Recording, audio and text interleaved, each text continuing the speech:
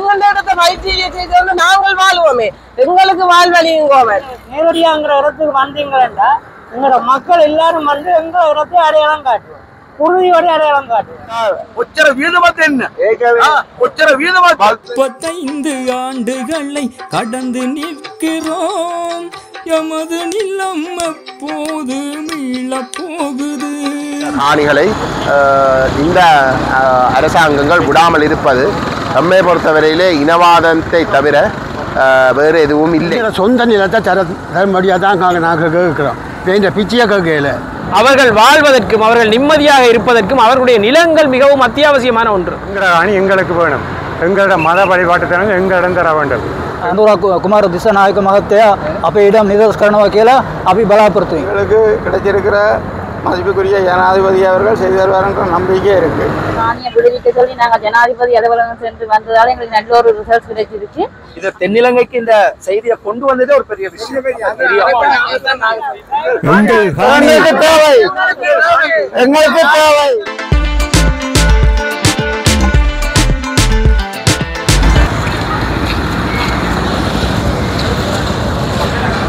கிழமை கணக்காக கூடாரம் அமைத்து தங்குவோம், எங்களுடைய காணியை நீங்கள் தர இல்லை என்றார். உறவுகள் அனைவருக்கும் இனிய வணக்கம். நான் சார்ல்ஸ். வலிகாமம் வடக்கு மக்கள் கடந்த 35 வருடங்களாக இராணுவத்தின் பிடியிலுள்ள தமது பூர்வீக நிலங்களை விடுவிக்குமாறு கோரி அண்மையில் மயிலிட்டியில் அகிம்சை வழியில் அமைதியான முறையில் தொடர் கவனஈர்ப்பு போராட்டத்தினை நடத்தினர். அந்த வகையில் அதன் தொடர்ச்சியாக கொழும்பு வரை அவர்களுடைய போராட்டம் உச்சம் பெற்றுள்ளது. வலி வடக்கின் வலியை சுமந்தவர்களாக 150க்கும் மேற்பட்ட பொதுமக்கள் ஒன்றிணைந்து கொழும்பு ஜனாதிபதி செயலகம் முன்பாக அமைதியான முறையில் கவன ஈர்ப்பு போராட்டம் ஒன்றினை நடத்தினர். இந்த போராட்டத்தில் முதியவர்கள், இளைஞர்கள், யுவதிகள் என பலரும் கலந்து கொண்டு தமது ஆதங்கத்தை வெளிப்படுத்தினர். இறுதியில் ஜனாதிபதி செயலகத்தில் மகஜர் ஒன்றும் கையளிக்கப்பட்டது. நன்றி. வாழ்க வளமுடன். வாருங்கள் காணொளிக்குள் செல்லலாம். வழிவடக்கில் இருந்து நாங்கள் இடம்பெயர்ந்தது, எங்கள் அமைதியான இனிய வாழ்வு தொலைந்து போனது.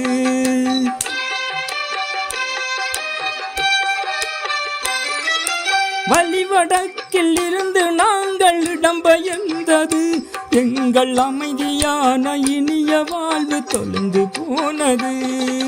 35 ஆண்டுகளை கடந்து நிற்கிறோம், எமது நிலம் எப்போது மீள போகுது, எமது நிலம் எப்போது மீள போகுது. வழிபடத்தின் சிறப்புகள் தான் எத்தனையோ. நடந்த விஷயங்கள் என்ன நடந்தது, பழைய அரசாங்கம் மாதிரி இதுவும் இப்பதான் போய்கிட்டு இருக்கு. அப்ப அவங்க சொன்ன விஷயங்களை தான் நான் சொன்னேன். அப்ப நாங்கள் சொன்ன விஷயம் 2013ஆம் ஆண்டு அந்த கெசட்டை அவங்க வாபஸ் பெறணும். அதே நேரம் மக்களுக்கு இந்த காணிகளை கொடுத்து அவர்களுடைய காணியில போய் அவர்கள் நிரந்தரமா குடியேறுவதற்கு, தங்களுடைய காணி அனுபவிப்பதற்கு உரிமை கொடுக்கணுங்கிறது. அவங்க கேட்ட கேள்வி என்னென்றால், அப்ப இந்த காணில யார் விவசாயம் செய்யறது, ராணுவமா செய்தண்டு என்று சொல்லி ஆமான்னு சொன்னேன். அப்ப உங்களுடைய காணில வேற ஒருத்தர் விவசாயம் செய்யறாங்களா? ஆமா.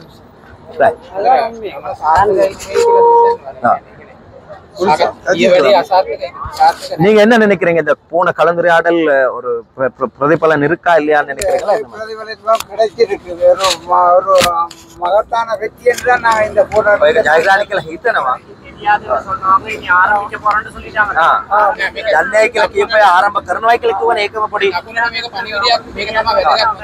நீங்க இது தென்னிலங்கைக்கு இந்த செய்தியை கொண்டு வந்ததே ஒரு பெரிய விஷயம்.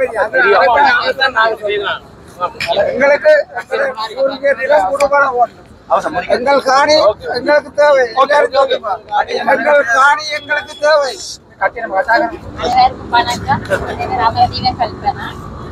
நாங்கள் எங்களுடைய வழிபடக்கு காணிகளை விதைச்சொல்லி எவ்வளவு தூரம் நாங்கள் எங்களோட மக்கள் சப்போர்ட் பண்ணிருக்காங்க. எங்களோட மக்கள் எல்லாம் சேர்ந்து இந்த காணியை விடுவிக்க சொல்லி நாங்கள் ஜனாதிபதி அலுவலகம் சென்று வந்ததால எங்களுக்கு நல்ல ஒரு ரிசல்ட் கிடைச்சிருக்கு. ஆனா இதுலயும் எங்களுக்கு 2 கிழமை நாங்கள் தவணை கொடுத்துருக்கோம். 2 கிழமை நல்ல ரிசல்ட் கிடைக்கிறோம்னா நாங்கள் இதுல 10 போட்டு இருப்பதாக அதை நாங்கள் தெரியப்படுத்தி இருக்கிறோம். என்னுடைய பெயர் வீரகத்தி செல்லக்காரமல, வலிகாமம் வடக்கு யாழ்ப்பாணத்தில் இருக்கிறோம். பழைய வர்த்தமானியை நீக்கி எங்கள்கிட்ட காணிகளை எங்கள்கிட்ட உடனடியாக ஒப்படைக்க வேணும். நாங்கள் 35 வருஷமாக இடம்பெயர்ந்து சரியான துன்பத்தில் இருக்கிறோம். அதில் 2400 ஏக்கர் காணி வலியாமத்தில் விடுபட வேண்டிய காணி இருக்குது. அவைகளை விட்டு தருவணும். நாங்கள் மயிலிட்டியில் 5 நாள் போராட்டம் நடத்தினாங்கள். அதில் எந்த அரச உத்தியோகத்தரும் வந்து எங்களோட கலைக்கவும் இல்லை, ஆறுதல் கூறவும் இல்லை. அப்படி இருக்கையில் ஜனாதிபதிக்கு அது கிடைக்காது அந்த செய்தி என்று சொல்லித்தான் நாங்கள் இப்போ கொழும்பில் வந்து செய்கிறோம். ஜனாதிபதிக்கு தெரியக்கூடியதாகவும் ஜனாதிபதி சேலத்தில் கடிதம் கொடுக்குறதுக்காகவும் அந்த காணிகளை விரைவாக விட்டு தர வேணும். மயிலிட்டியில் 1200 ஏக்கர் காணி விடுபட வேணும். அதில் ஒரு சிறு பகுதி தான் இராணுவத்தின் பாவனையிலே இருக்குது. மற்றதெல்லாம் சும்மா வெறுங்காணியாக இருக்குது. அப்போ அந்த காணியில் வந்து சொந்தக்காரங்க வந்து ரோட்டில் நின்று பார்த்துட்டு அழுதோடு திரும்பி போகிறாங்க. இப்படி சும்மா இருக்கிற காணியை எங்கள்கிட்ட தந்தால் நாங்கள் வந்து எங்களோட காணியிலேருந்து சந்தோஷமாக இருப்போமே என்று. ஆனால் அதை நாங்கள் பல இடத்தை தெரியப்படுத்தி நடவடிக்கை தரையில்லை. இப்போ எங்களுக்கு கிடைச்சிருக்கிற மதிப்புக்குரிய ஜனாதிபதி அவர்கள் செய்து தருவார்ன்ற நம்பிக்கை இருக்குது.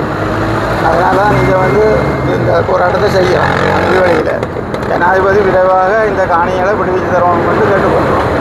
මගේ නම පෝල්. මම ඉපදුනේ පලාලි. අපි අවත්තන් වුණේ 1992. දැන් අවුරුදු 35ක් ඉවරයි. දැන්වත් අපේ ඉඩම් නිදහස් කරේ නැහැ. හමුදාව දැන් අපේ ඉඩම් වලින් කුර්සි කරමු කරනවා.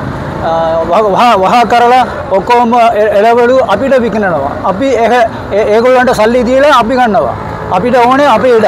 අපි අපේ දෙමෝපියන් හම්බ කරලා මහන්සි වෙලා කම්බ කරලා හම්බ කරලා දේවල් ඔක්කොම නාස්ති කළා. ගෙවල් නාස්ති කළා. අපිට ඕනේ අපේ ඉඩම් නිදහස් කරන්න. අපේ ඉඩම් ඔක්කොම නිදහස් කරන්න. අපි බලාපොරොත්තු වෙන්නේ අපේ ගරු අනුර කුමාර දිසානායක මහත්තයා අපේ ඉඩම් නිදහස් කරනවා කියලා අපි බලාපොරොත්තු වෙන්නේ. එතකොට මේ ඉඩම කොයි තියෙන්නේ? පලාලි මයිලිටි ඔක්කොම නිදහස් කරනවා. උතුරු නෝත් අකර කීයක් තියෙනවද? අකර ඒකර තියෙන්නේ 3000. අකර 3000ක් තාම නිදහස් කරන්නේ නැහැ. அலோசியஸ். நாங்கள் யாழ்ப்பாணம் வலியாமம் வடக்கிலிருந்து காணி உரிமையாளர்கள் எங்களோட காணியை விட வேணும். எங்களோட காணி எங்களுக்கு வேணும். எங்களோட மத வழிபாட்டுத்தனங்க எங்களிடம் தர வேண்டும். எங்களுடைய காணிகள் உங்களோட வியாபாரத்திற்கோ அல்லது விவசாயம் செய்யவோ எங்களுக்கு தர விருப்பமில்லை. எங்களோட காணியை எங்களிடம் தாருங்கள். எங்களோட உரிமையான காணியை அரசை அபகரிக்க நாங்கள் விடமாட்டோம். எங்களோட இந்த வர்த்தக மானியை ரத்து செய்து உடனடியாக எங்களோட காணிகளை எங்கள் மக்களிடம் ஒப்படைக்க வேண்டும் என்றதை எங்கள் ஜனாதிபதி அவர்கள் ஜனாதிபதிக்கு எடுத்து கூறுவதற்காகவும் அவருக்கு மாஜரைக்கிறதுக்காகவும் வலிகாமம் வடக்கிலிருந்து வந்திருக்கிறோம். அங்கே 3000 ஏக்கர் கிட்டத்தட்ட 3000 ஏக்கர் இராணுவத்தினர் கைவசம் இருக்கிறது. அதிலே அரைவாசிப்பாம் 50% வந்து அதிலே சுயதொழில் செய்கிறார்கள் அவர்கள் இராணுவத்தினர். அந்த சுயதொழில் செய்யும் இடங்களை எங்களிடம் தருவதன் மூலம் எங்களோட மக்கள் தங்களுடைய வாழ்வாதாரம் பொருளாதாரத்தை செய்யும். அதே மாதிரி கடற்தொழில் செய்பவர்கள் துறைமுகத்தை திருத்தியும் இந்திய இராணுவத்தின் எழுவப்படைகளை கொண்டு வந்து கட்டி வைத்திருக்கிறார்கள். அந்த கிராமத்து மக்கள் மீளுகுடியப்படுத்தப்படவில்லை. பாடசாலைகளை விட்டவர வேலி அடைத்து பாடசாலை விட்டிருக்கிறார்கள். மாணவர் வரவில்லை. அதே போல 2 ஆலயங்கள் 3 சைவ இந்து ஆலயங்கள் முழுமையாக இடித்து தரமட்டமாக்கப்பட்டிருக்கு. இந்த பாடசாலை வந்து 90ஆம் ஆண்டுக்கு முன்னுக்கு 1000த்திற்கும் மேற்பட்ட மாணவர்கள் படித்தார்கள். இப்போது ஒரு பாடசாலையில் 300 பிள்ளைகளும் இன்னொரு பாடசாலை பலாலி வடக்கிலே தற்காலிகமாக 2 பிள்ளைகளும் ஓயல் தரத்தில் படிக்கிறார்கள். அப்படி ஒரு துப்பாக்கிய நிலையிலே எங்கள மக்களை இந்த அரசாங்கம் தள்ளி இருக்கிறது. ஆகவே அதை உணர்ந்து நீங்கள் எங்களோட அணியங்களுக்கு ஒப்படைக்கவும். வணக்கம், நான் ராஜ்குமார் ரஜீவ்காந்த். இப்பொழுது தெரியும், இந்த நாட்டிலே பாரிய அசமத்துவம் ஒன்று இனங்களுக்கு இடையில் இருக்கின்றது என்பதுதான் இந்த நாட்டில் கடந்த 75 வருடத்திற்கு மேற்பட்ட காலமாக இருக்கின்ற ஒரு பாரிய பிரச்சனையாக இருக்கின்றது. வாழ்வுரிமை என்பது ஒவ்வொருவருக்கும் சமமாக இருக்க வேண்டும். சிங்கள மக்களுக்கு எப்படியான வாழ்வுரிமை இலங்கையில் இருக்கின்றதோ அதே போன்று தமிழ் மக்களுக்கான வாழ்வுரிமை உறுதிப்படுத்த வேண்டும். ஒரு மனிதன் சுமூகமாக வாழ்வதற்கு அவனுக்கான நில உரிமை என்பது மிகவும் அத்தியாவசியமான ஒன்று. உங்களுக்கு தெரியும், வடக்கு கிழக்கிலே நடந்த யுத்தத்தை சாட்டாக வைத்துக்கொண்டு யுத்தம் முடிந்த பிற்பாடும் 15 வருடங்கள் தாண்டியும் கூட இன்றும் தனியார் காணிகளின் உரிமையாளர்கள் இருக்கும் பட்சத்திலேயே அவர்களுக்குரிய காணிகளை இன்று வரை வழங்காமல் அதி உயர் வலயங்களாக சட்டவிரோதமாக அதனை கையகப்படுத்தி வைத்துக்கொண்டு அந்த மக்களினுடைய வாழ்வுரிமையை முற்றாக நிராகரிக்கின்ற ஒரு வேலையை சிங்கள பௌத்த பேரினவாதம் தொடர்ச்சியாக செய்து கொண்டிருக்கின்றது. மக்கள் சொல்லொன்னா துயரங்களை கண்டிருக்கின்றார்கள். எத்தனையோ உயிர்களை இழந்திருக்கின்றார்கள், உடைமைகளை இழந்திருக்கின்றார்கள். இறுதியாக அவர்கள் போராடுவது அவர்களுடைய மிகச் சாதாரண வாழ்வுரிமைக்காக. அவர்கள் வாழ்வதற்கும் அவர்கள் நிம்மதியாக இருப்பதற்கும் அவர்களுடைய நிலங்கள் மிகவும் அத்தியாவசியமான ஒன்று. நிலங்களை எந்த அடிப்படையும் இல்லாமல், எந்த ஒரு முகாந்திரமும் இல்லாமல் அரசாங்கம் தொடர்ச்சியாக கையகப்படுத்தி வைத்திருப்பதை நாங்கள் பாரிய அளவிலே எதிர்க்க வேண்டிய ஒரு தேவையில் இன்று இருக்கின்றோம். ஏன் அரசாங்கங்களுடன் தமிழ் மக்களோ தமிழ் மக்களின் பிரதிநிதிகளோ இணைந்து வேலை செய்யக்கூடாது என்று நாங்கள் வலியுறுத்துகிறோம் என்றால், அரசாங்கம் ஒருபொழுதுமே தமிழ் மக்களினுடைய நியாயமான கோரிக்கைகளுக்கு செவிசாய்த்ததாக வரலாறுகள் கிடையாது. ஏன் 15 ஆண்டுகளுக்கு மேல் யுத்தம் முடிந்தும் யுத்தத்துக்கான எந்த சூழ்நிலையும் இல்லாத நிலையிலும் இராணுவத்தினர் வடகிழக்கில் குவிக்கப்பட்டிருக்கின்றார்கள் என்ற ஒரு கேள்வியும், இராணுவத்தினர் குவிக்கப்பட்டிருப்பது மட்டுமல்லாமல் அப்பாவி மக்களுடைய காணிகளை அடாத்தாக பிடித்து வைத்திருக்கின்ற இந்த நடவடிக்கை எப்பொழுது முடியும் என்ற அடுத்த கேள்வியுடனும் நான் இந்த போராட்டத்திற்கு ஆதரவை நல்குகின்றேன். எனவே இந்த போராட்டம் வெற்றி பெற வேண்டும். இந்த மக்களோடு நாங்கள் இருக்கின்றோம். நன்றி.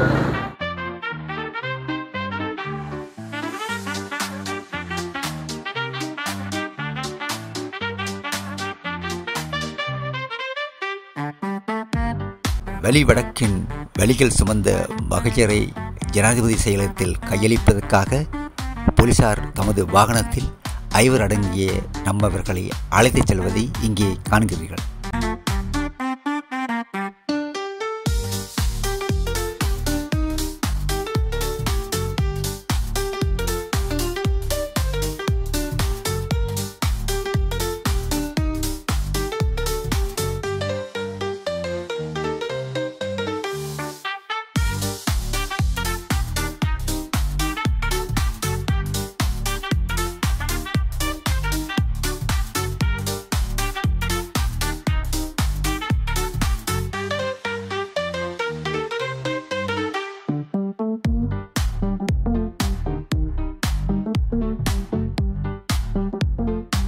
வணக்கம்.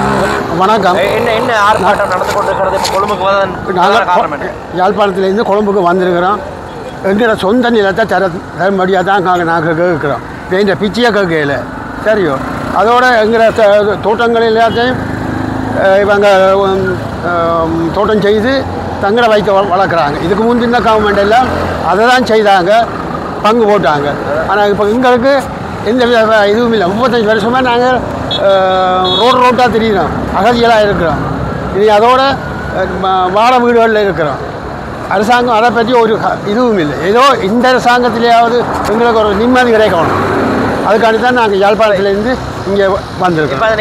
கட்டுப்பாட்டில் இருக்கு, அதை தெளிவாக சொல்லலையே.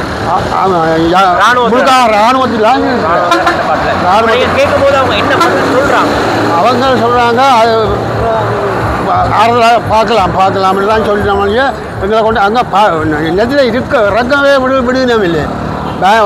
காரில் போனால் இறங்கக்கூடாது, நிற்கக்கூடாது, அப்படி பெரிய சட்டங்க. பலாலியில் அப்படி செய்கிறாங்க. அப்போ நாங்கள் எத்தனை முறை கேட்டாச்சு. இந்த போன கவர்மெண்ட் அரசாங்கம் இது எல்லாத்தையும் கேட்டாச்சு. எங்களுக்கு ஒரு விமோசனம் இல்லை. இப்போவும் அகதிகளாக தான் நாங்கள் இருக்கிறோம். இப்போவும் இந்த அரசாங்கத்தை நம்பித்தான் யாழ்ப்பாணத்திலேருந்து இங்கே வந்திருக்கிறோம். எங்களுக்கு ஏதாவது கிடைக்க மாட்டேங்குது. தேங்க்யூ. கிராமம் வடக்கு மக்கள் இன்றைக்கு தங்களுடைய தனியார் காணிகளை விடுவிக்க சொல்லி இன்றைக்கு தெற்குக்கு வந்து ஜனாதிபதி மாளிகைக்கு முன்னாலே போராடி கொண்டிருக்கிறோம். உங்களுக்கு தெரியும், அவர்கள் கிட்டத்தட்ட கடந்த 16 வருஷமாக வடகிழக்கிலே தொடர் போராட்டங்களை நடத்தி கொண்டு வருகிறோம். ஆனால் அரசாங்கங்கள் போருக்கு பிறகும் கூட எந்த விதமான சாதகமான முடிவுகளையும் எடுக்கிறதாக தெரியவில்லை. இந்த சமாதான முயற்சிகள் 2001ஆம் ஆண்டு நடைபெற்ற பொழுது தமிழீழ விடுதலை புலிகள் இயக்கத்துக்கும் அண்டையான அரசாங்கத்துக்கும் இடையிலே ஒரு சமாதான உடன்படிக்கை ஏற்பட்ட பொழுது அந்த உடன்படிக்கையில் ஒரு முக்கியமான அங்கமாக வந்து இயல்பு வாழ்க்கையை உருவாக்க வேண்டும் என்ற ஒரு விடயம் குறிக்கப்பட்டிருந்தது. ஆனால் அந்த சமாதான முயற்சிகளில் இந்த அதிகூர் பாதுகாப்பு விடயங்கள் இருந்ததால் வடகிழக்கிலே வந்து இயல்பு வாழ்க்கைக்கு திரும்ப முடியாத ஒரு நிலைமை நீடித்து கொண்டிருந்தது. அது ஒரு பெரும் சவாலாக பேச்சுவார்த்தைக்கு இடைஞ்சலாக மாறின பொழுது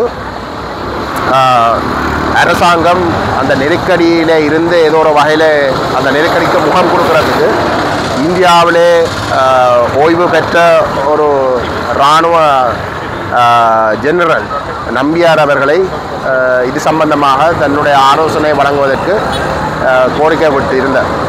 நம்பியார் சொன்னது தமிழக விடுதலை இயக்கம் இருக்கிற வரைக்கும் அல்லது அவர்களுக்கு அந்த ஹெவி ஆர்டிலரி பயன்படுத்தக்கூடிய வல்லமை இருக்கிற வரைக்கும் இந்த அதிகூர் பாதுகாப்பு வலயங்களை அகற்ற முடியாது.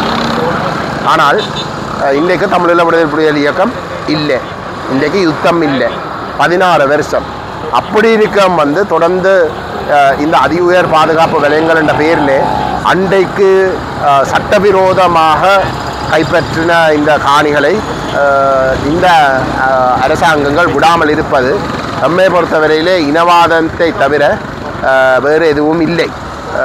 ஆகவே இந்த அரசாங்கம் இதுக்கு முதல் இருந்த அரசாங்கங்களை இந்த தேசிய மக்கள் சக்தி அரசாங்கம் சொன்னது தமிழ் மக்களிடம் சொல்கிறது என்னென்றால் அவை இனவாதிகள், அவை மோசமாக நடந்து கொண்ட அவை இனவாதிகள் என்றபடியால் தமிழ் மக்களுடைய காணிகளை, தமிழ் மக்களுடைய உரிமைகளை, தமிழ் மக்கள் தொடர்பாக இந்த விதமான கரிசனை காட்டவில்லை. ஆனால் தாங்கள் அப்படி இல்லை என்று சொல்கிறவை இன்றைக்கு ஆட்சிக்கு கிட்டத்தட்ட 9 மாதங்கள் அப்படி இருக்க இதுக்கு முதல் இருந்த அரசாங்கங்களுடைய செயல்பாடுகளில் இருந்து வேறுபட்டதாக எந்த ஒரு விடயத்திலும் இல்லை.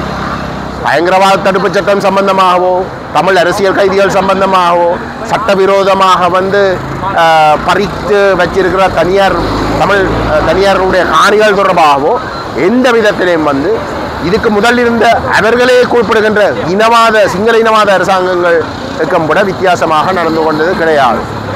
ஆகவே இந்த விஷயத்தை சிங்கள மக்களுக்கு இந்த அரசாங்கம் கூட எந்த அளவுக்கு மோசமாக தமிழ் மக்களை நடத்தினம் என்றதை வெளிக்காட்டுவதற்கு யாழ்ப்பாணத்தில் இருந்து வெளிகாமம் வடக்கில் பாதிக்கப்பட்ட மக்கள் கொழும்புக்கு வந்திருக்கிறோம். அவர்களுடைய இந்த முயற்சிக்கு முழுமையாக ஆதரிக்கிற வகையில் நாங்கள் இதில் கலந்து கொண்டு இருக்கிறோம். நான் டேவிட் ரெஜினோல்ட் கதைக்கிறேன். மாண்புமிகு ஜனாதிபதி அவர்களுக்கு அனுர ஐயாவுக்கு எங்களை வணக்கத்தை தெரிவித்து சொல்கிறோம். நாங்கள் எவ்வளோ பேர் இடம்பெற்ற மக்கள் எல்லாம் ஐயா இடத்துல எங்களுடைய குறைகளை கூட தான் மன்று வைப்போம்.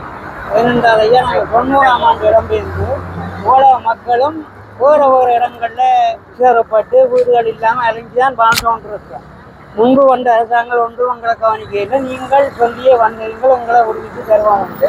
அதை நம்பி உங்களுக்கு நாங்கள் எல்லாரும் வாக்களிக்கிறோம். இப்போ நாங்கள் உங்களை தயவாக கேட்டுக்கொள்கிறது என்னென்னு சொன்னால் எங்களுடைய நிலங்கள் அத்தனையும் விடவும் தயவு செய்து நீங்கள் இதுக்கு ஒரு சரியான ஒரு முடிவு எடுத்து எங்களுக்கு ஒரு சீக்கிரத்தில் விடவும். இவ்வளோ மக்களும் சொல்ல முடியாதுன்னு பண்ணுவோம். உங்களை நேரடியாக வரையில்லாதையா நாங்கள் நாளான கூலிகள் செய்தான் நாங்கள் எங்களை வச்சு கொண்டிருக்கிறோம். ஒவ்வொருத்தரும் ஆட்டையும் வீட்டில் இருந்தால் ஒரு மாதம் 2 மாதம் அனுப்புவாங்க. இப்போ நான் இருக்கிற ஒரு 27வது வீடாச்சா. அதே போல் எங்களோட மக்கள் எல்லாரும் அப்படித்தான் 27ல் 50 வீடும் மாறி வைக்கிறோம். ஏன்னு சொன்னால் ஒரு 6 மாதம் இருந்தால் தங்களை வீடு ஆக்கி போடுவோம் ஆக்கள் இருக்கு. அப்படி அகதி என்ற முற்றில ஒட்டி நாங்கள் அனைவரும் வாழ்ந்து கொண்டிருக்கிறோம். ஐயா தயவு செய்து உங்களை கால்களை பணிந்து கேட்டுக்கொள்ளுகின்றோம். உங்கள் மக்கள் அனைவற்ற குறைகளையும் தீட்டு நீங்கள் அவசரமாக எங்கள் இடத்துல விட வேணும். விடுறாந்தாலையா இராணுவத்துக்கண்டு ஒதுக்கப்பட்ட இடம் அங்கேயே இருக்கு.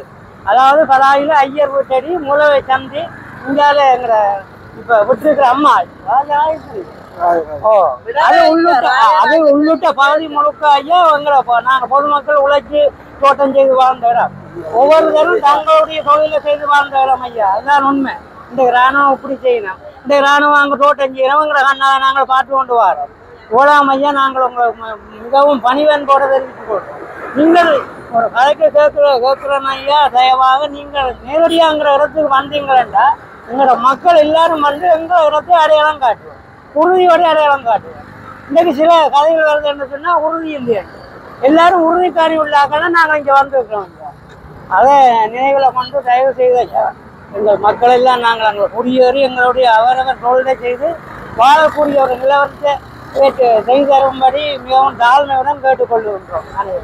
நாங்கள் ஐயா பலாலியில இருந்து வந்திருக்கிறோம். இங்கே எங்கள்கிட்ட இதுகள் எல்லாம் விட்டு எங்கள்கிட்ட சொந்த சிலவெல்லாம் கஷ்டப்பட்டு வந்திருக்கிறோம். என்னன்னா 35 வருஷமா அகதியாத்தான் இருந்து கொண்டிருக்கிறோம். போய் இருக்கிற இடங்கள்லயும் எங்களை மண்ணான்கரத்தான் நம்ம எந்தாக்கள் இப்பவும் இழிவுபடுத்தி கொண்டுதான் இருக்கிறோம்.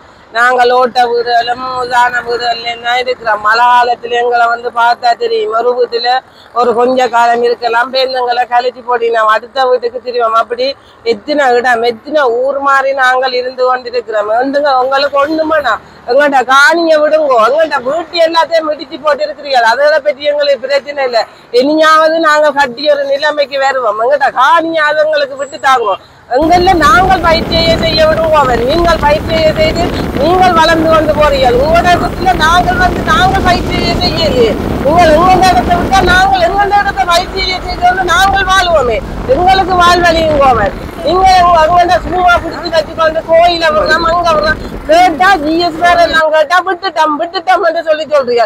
அங்க விடவே இல்லை. ரோட்டை விட்டு என்ன பிரயோசனம்? ரோட்டால போய் என்ன பிரயோசனம்? எங்கள்ட காணியை விட்டா தானே நாங்கள் எங்கள்ட காலத்தை போய்கொண்டிருப்போம். 35 வருஷமாச்சு.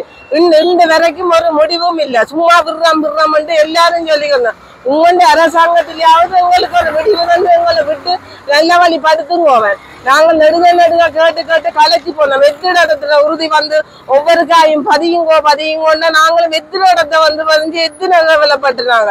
ஆனா ஒரு முடிவுமே இந்த வரைக்கும் வர இல்லை.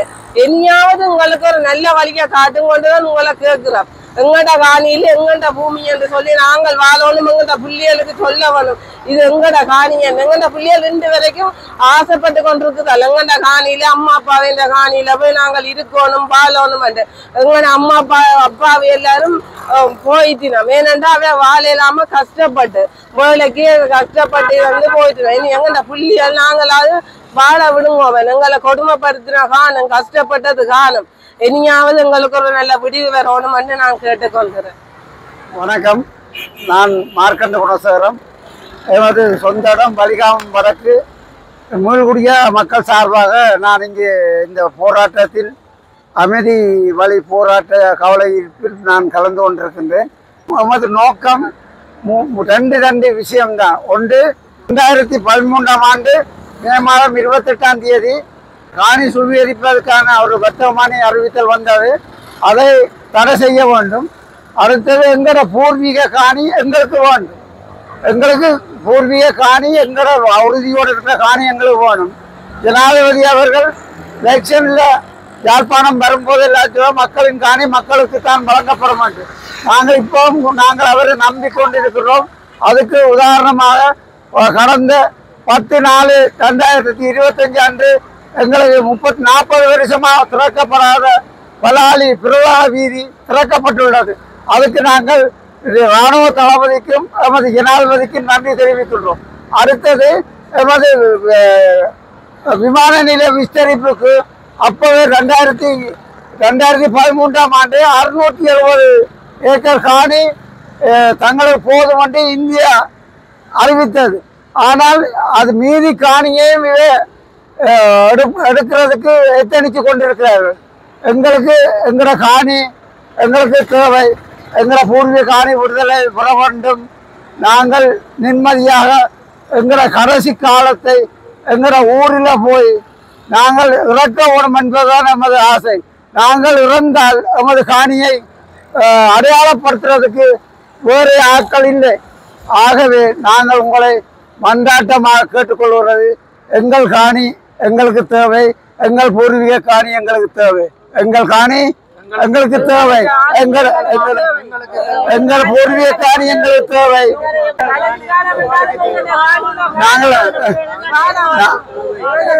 எங்கள் காணி எங்களுக்கு தேவை. எங்களுக்கு எங்களோட பூர்வீக காணியை விட்டு தரவும். ஜனாதிபதி அவர்கள் சொன்ன வாக்குறுதியை நிறைவேற்ற வேண்டும். மக்களின் காணி மக்களுக்கு வழங்கப்படும் என்று சொல்கிறார். அந்த காணி எங்களுக்கு வழங்கப்பட வேண்டும். எங்களுக்கு தேவை. எங்களுக்கு தேவை. எங்களுக்கு தேவை. எங்கட காணி பலாலி பகுதியில உள்ளது. என்ன விடுமுறையில எங்களுக்கு முழுசா வழிவடக்கு காணி முழுமையா விடுபட வேண்டும்.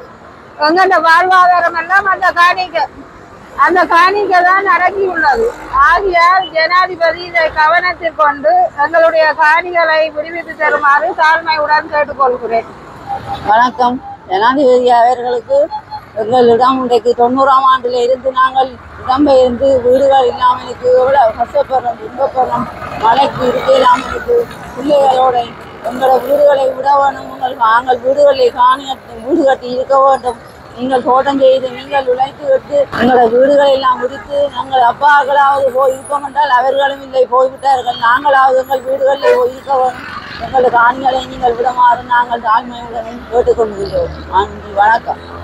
தூரத்துக்கு பல சிரமத்தின் மத்தியில நேற்று தொடக்கம் இவ்வளவு ஜனங்களோட சேர்ந்து இரவிரவாக நாங்கள் பயணம் செய்து கொழும்பை அண்டி வந்திருக்கின்றோம். எங்களுடைய நிலப்பரப்பு சுத்திகரிப்புக்கான காரணத்துகளால அதை இட்டு நாங்கள் மிகவும் மனவேதனையோட மக்கள் எல்லாரும் இந்த காணி சுத்திகரிப்பு எப்படி என்று சொன்னாலுங்க, இந்த யுத்தத்தின் காரணத்தால இராணுவம் இந்த மக்களுடைய காணிகளை திருப்பி கொடுக்காமல் குடியேற்றாமல் அதை இட்டு அவர்கள் தோட்டங்கள் விவசாயங்களை செய்து இருந்து கொண்டு மக்களுடைய காணிகளை மக்களுக்கு கொடுப்பதற்கு அவைகள் நீண்ட காலமாக அவர்கள் பெரும் இடையூறை கொடுத்து கொண்டிருக்கிறார்கள். இன்றைக்கு 1990ஆம் ஆண்டு இடம்பெயர்ந்த மக்கள் இன்று வரைக்கும் நிலங்கள் இல்லாமல் தவித்துக் கொண்டிருக்கிறார்கள். எவ்வளவு மக்கள் துன்பத்தின் மத்தியில வாழ்ந்து கொண்டிருக்கிறார்கள், வாழ்வாதார பிரச்சனையில வாழ்ந்து கொண்டிருக்கிறார்கள். சீதனங்கள் பெண் பிள்ளைகளுக்கு சீதனம் கொடுக்க முடியாத நிலைமையிலேயும் அவர்கள் தவித்துக் கொண்டிருக்கிற நேரத்தில் இராணுவம் இப்படி ஒரு நிர்பந்தமான முள்ளு வேலிகளை அடைத்து காணிகளை சுற்றி வர அடைத்து மக்களை உள் செல்ல விடாமல் முள்வேலியோட இருப்பதை நான் மிகவும் மனவேதனைப்படுகின்றோம். கோயில், ஆலயங்கள், தேவாலயங்கள் இவ்வளவு மத்தியிலே பக்தர்களுக்கு உடைய நிலங்கள் கூட அதில் அடங்கி இருக்கின்றது. எவ்வளவு ஏக்கர் கணக்கான காணிகளை இன்று வரைக்கும் கொடுக்க முடியாமல் அவர்கள் நில அடையாளங்கள் தெரியாத அளவுக்கு சமப்படுத்தி இருக்கிறார்கள் நிலத்தை. அதை விட்டு தயவு செய்து உங்களை பணிவு அன்போடு நாங்கள் இந்த ஜனாதிபதி அவர்களை நாங்கள் மிகவும் பணிவு அன்போடு கேட்டுக்கொள்கின்றோம். இந்த காணிகளை மக்கள் கையிலே கொடுப்பது மிகவும் நன்று. உங்களுடைய திட்டவட்டமான இந்த இராணுவ முள்வேலிகளை தயவு செய்து அகற்றி மக்களுடைய காணிகளை மக்களிடம் கையளிக்கும்படியாக கேட்டுக்கொள்கின்றோம். நாங்கள் இப்பொழுது ஜனாதிபதி செயலகத்துக்கு முன்னாலே நாங்கள் எங்களுடைய அமைதி வழி போராட்டத்தை நாங்கள் நடத்தி கொண்டிருக்கின்றோம். அந்த வகையில் எங்களுடைய போராட்டம் என்று மிகவும் பல நூற்றுக்கணக்கான மக்கள் இதில் கலந்து கொண்டு வெற்றி அளிக்கின்ற போராட்டமாக நிகழ்ந்து கொண்டிருக்கின்றது. ஜனாதிபதி அவர்கள் எங்களுடைய பிரதிநிதிகளை அழைத்து இப்பொழுது சில பேச்சுவார்த்தைகளை நடத்தி கொண்டிருக்கின்றார். அந்த வகையில் இது எங்களுக்கு ஒரு பெரிய ஒரு வெற்றியான போராட்டமாக இருக்கும் என்று நாங்கள் கருதுகிறோம். மேலும் எங்களுடைய காணிகள் மிக விரைவிலே விடுவிக்கப்பட வேண்டும், எமது ஆலயங்கள் மிக விரைவிலே பூஜைகளுக்காக திறந்து விடப்பட வேண்டும் என்பதுதான் எங்களுடைய மிக முக்கியமான ஒரு கோரிக்கை. அந்த வகையில் நிச்சயமாக இதை ஜனாதிபதி அவர்கள் செய்வார்கள் என நம்புகின்றோம். நன்றி. இலங்கை ஆட்சி செய்து கொண்டிருக்கும் மதிப்புக்குரிய ஜனாதிபதி அனந்தகுமார திசநாயக்கா, எனது பிள்ளைகள் இருக்கும் அவருக்கும் எனது இரு கரங்களையும் கூப்பி சிறந்தாழ்த்தி எனது முதற்கண் வணக்கத்தை தெரிவித்துக் கொள்கிறேன். எத்தனையோ அரசியல்வாதி 30 வருஷமா இன்னும் எங்கள் காணிகளை விடவில்லை. இராணுவமும் நிலை கொண்டிருக்கிறது. ஆனபடியால் எனது மதிப்புக்குரிய அனந்தகுமார திசநாயக்க நம்பித்தான் இவ்வளவு தூரம் யாழ்ப்பாணத்தில் இருந்து கொழும்பு வரை இன்று ஜனாதிபதி மாளிகையின் முன்னால் நின்று நாங்கள் இந்த ஒரு மகஜரை கொடுக்க வந்திருக்கிறோம். இதை எங்கள் மக்களையும் எங்களையும் குடியிருக்கிறார் என நம்பி நாங்கள் அவர்கள் எனது மதிப்புக்குரிய அனந்தகுமார திசநாயக்கா செய்வார் என நான் நம்பிக்கையோடு தெரிவித்துக் கொள்கிறேன். நன்றி, வணக்கம். வணக்கம். நான் இப்போ தெல்லிப்பளை பிரதேச பிரிவு உள்ள வலிகாமம் வடக்கின்ற பகுதியில் மக்களது காணிகள் பிடிக்கப்படாமல் இருந்தது.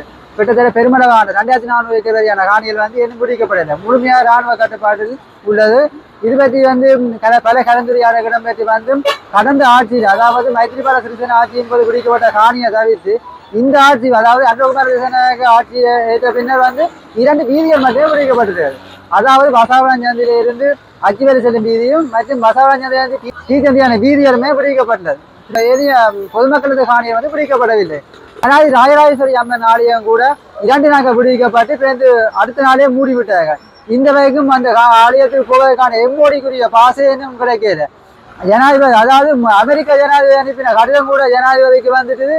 ஆனால் இன்று வரைக்கும் பழைய ராஜராஜேஸ்வரி அம்மன் கோயிலுக்கு போவதற்கான காணிகள் பிடிக்கப்படவில்லை. இந்த போராட்டத்தில் ஈடுபட்ட கோரிக்கையானது மக்களது காணிகள் பிடிக்கப்படப்படும் என்று மக்களது காணி மக்களுக்கு என்ற ஒரு ஜனாதிபதியின் எண்ண கருவுக்கு அமைய இந்த காணிகளை வந்து இனியாவது காலந்தாச்சாது பிடிக்கப்பட வேண்டும் என்பது இந்த மக்களது கோரிக்கையாக உள்ளது. நன்றி. வணக்கம். பிறந்து வந்தது பலாலி. நாங்கள் யாழ்ப்பாண பலாலியிலிருந்து இன்றைக்கு விடியத்தான் நேற்று பலிக்கிட்டு இன்றைக்கு தான் விடியத்தான் வந்து சேர்ந்துருக்கிறோம் கொழும்புல. இன்றைக்கு ஒரு ஜனாதிபதிக்கு ஒரு மனிதர் ஒன்று கையளிப்பதற்காக வந்திருக்கிறோம்.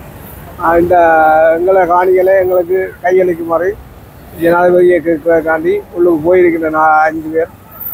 இந்த போராட்டம் எங்களுக்கு இந்த கை கொடுத்து இந்த காணிகளை விடுவிச்சு தந்தால் எங்களுக்கு பெரிய ஒரு உதவியாக இருக்கும் என்று கேட்டுக்கோம். මමත් පලාලි පැත්තේ ඉගුනේ.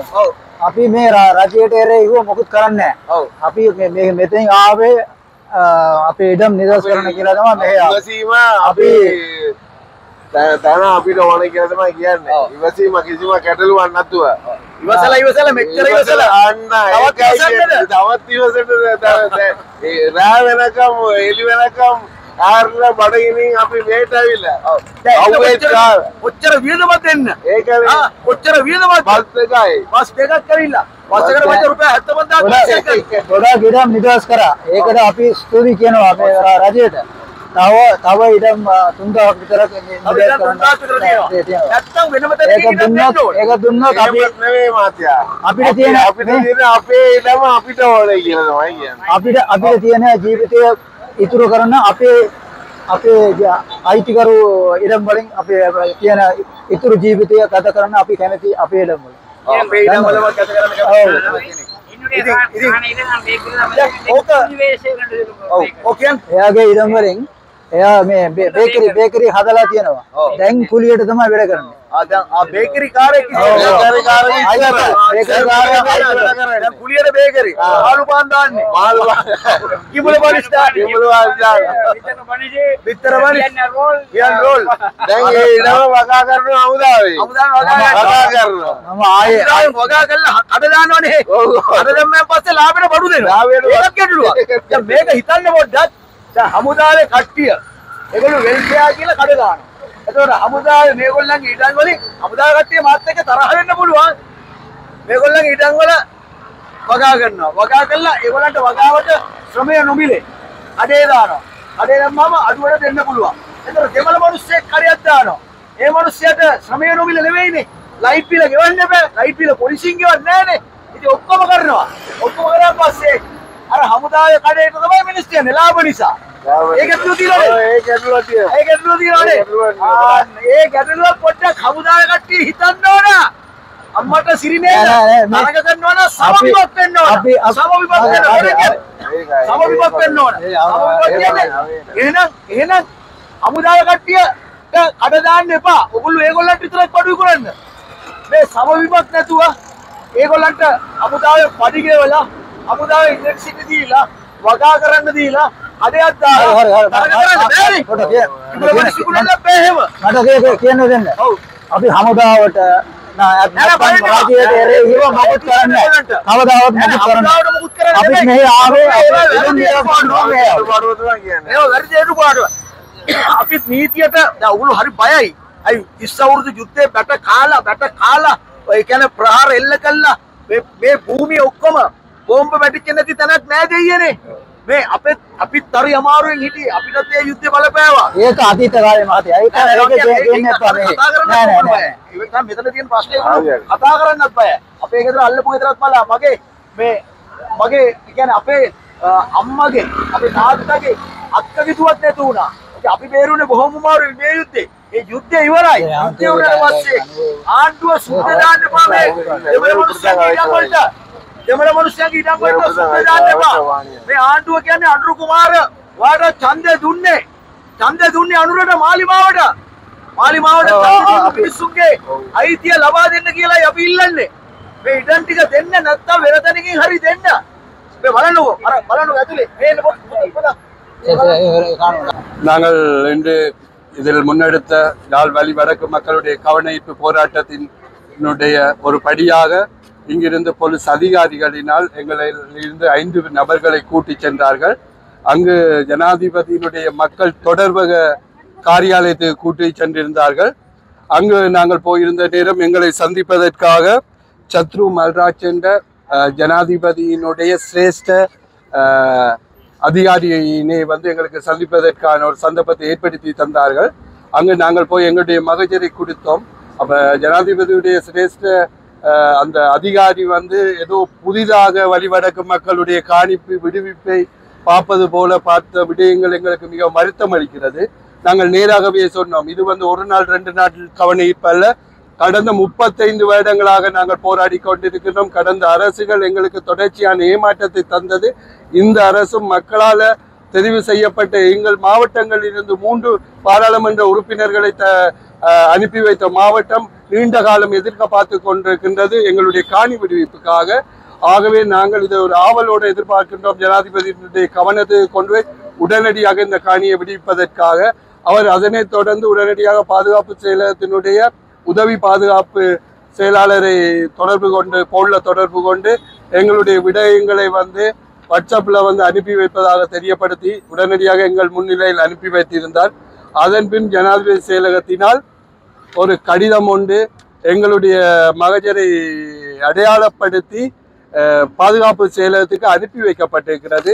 அதே நேரத்தில் அவர்களால் சொல்லப்பட்ட விடயம், தாங்கள் ஜனாதிபதி மற்றும் பாதுகாப்பு அமைச்சு மற்றும் காணி அமைச்சு மற்றும் ஏனைய அரச திணைக்களங்கள் அல்லது அரசு அதிகாரிகள், போலீஸ் மற்றும் GA மற்றும் ஆளுநருடன் இணைந்து இது தொடர்பாக கதைப்பதற்கு உத்தேசித்து இருப்பதாக என்னும் திகதி கூடிய குறிப்பிட இல்லை.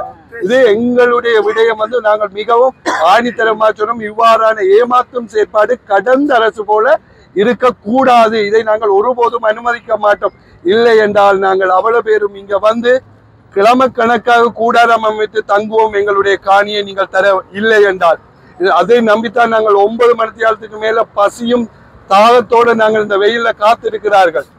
ஆகவே எங்களுடைய காணியை நீங்கள் உடன் ஒப்படைக்கப்பட வேண்டும் என்றதை ஆணித்தரமாக வலியுறுத்தி இருக்கிறோம். விரைவில் பதில் சொல்வதாக அவருடைய எழுத்து மூலமான ஒரு ஆவணம் தந்திருக்கிறார்கள். நாங்கள் இதற்காக காத்திருப்போம். 1 கிழமை 2 கிழமை 14 நாட்களுக்கு இடையில எங்களுக்கு ஒரு நல்ல செய்தி இல்லை என்றால் இந்த போராட்டம் மிகவும் மேலதிகமாக தொடரும் என்பதை நான் இந்த மக்கள் சார்பாக முன்வைக்கிறேன். நன்றி.